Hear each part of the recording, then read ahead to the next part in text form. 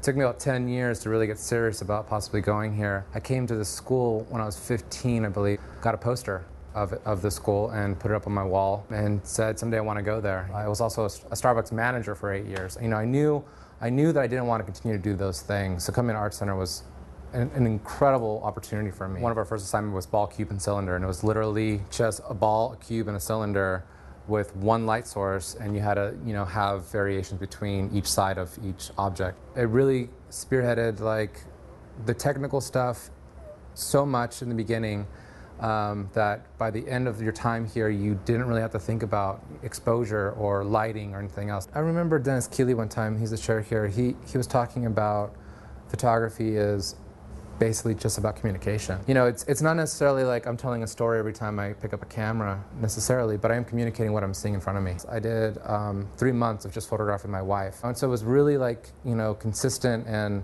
precise, and I think at the end of that term, I had a huge body of work. I recently went to Cambodia with Placebo, and that was an amazing opportunity for me because I'd never been to Asia. I shot Matt Dillon a couple months ago in New York for Singular Magazine. Last year I shot Eve and Daddy Yankee. And one of my first big jobs outside of Art Center was for New York Magazine. I was shooting Anna Paquin. We had done like the really fun, energetic stuff, and I think the picture that they ran with was exactly what I'd done at Art Center. When I get to tell my story about that person, it's my favorite thing about my job. But I also like the fact that I do communicate what I see in front of me.